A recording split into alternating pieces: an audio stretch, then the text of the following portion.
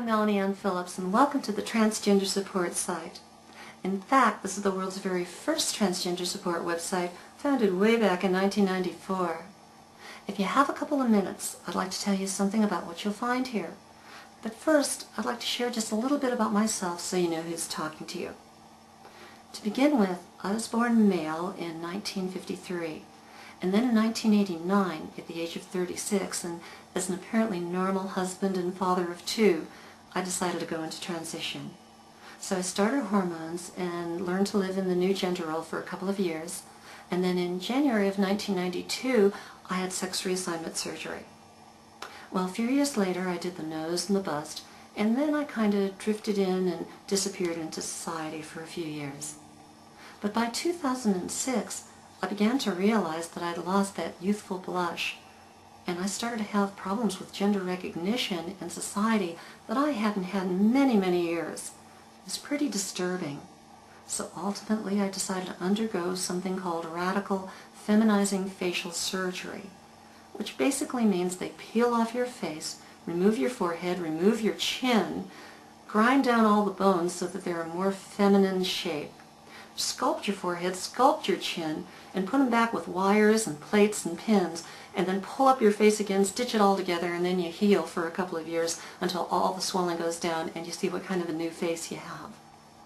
It hurt, it was expensive, but it was still the very best decision I ever made for my life, because only after that did I discover that the subtle changes that had been made in my facial structure affected both men and women at a subliminal, subconscious level, and they began to treat me as a natal female in ways that I didn't even know were possible, an experience I didn't know existed, the experience that genetically born females have from the beginning.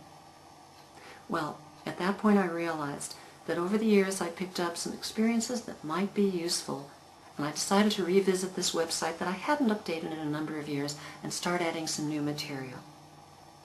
This is the beginning of that new material, an introduction to the website.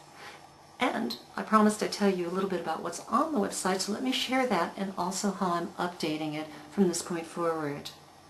The two most popular areas on my website are an article that I wrote on how to develop a truly female voice, way back when I was first starting. I used to do a lot of cartoon voices and a lot of singing, and I was trying to find a female voice that sounded truly authentic, not just feminine, not like Mickey Mouse. I was even considering vocal surgery, which doesn't have very good results and is kind of dangerous. You might lose your voice altogether. I was ready to give up on transition back then if I couldn't find a way to sound really like a woman. Then I was lucky.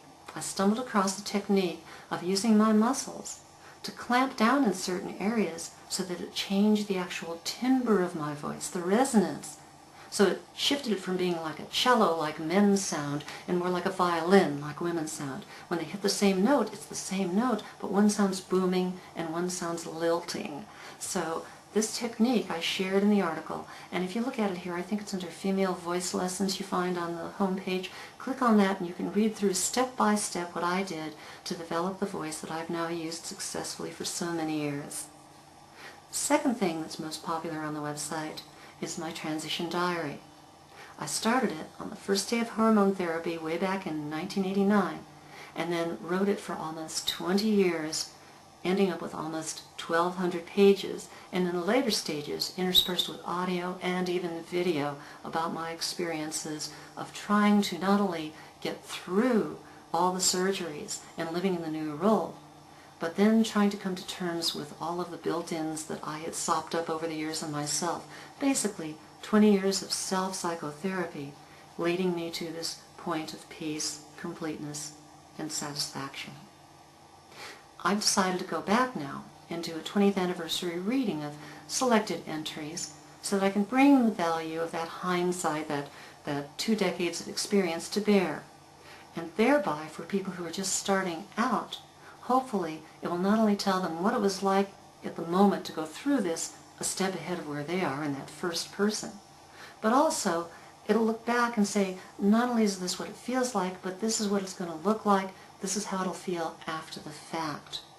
And in addition, for those people who haven't been so fortunate as myself and are many years past their own surgeries, the old-timers just like me, that haven't reached that point of satisfaction, maybe this will open up some new avenues that they can try to see if it works for them as well as it worked for me, to find that point at which you become truly centered, truly actualized as a real person.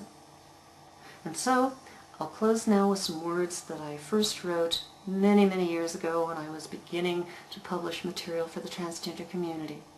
And then I said, and remember, dreams are the stuff reality is made of. And now I can tell you that 20 years later, it's all true.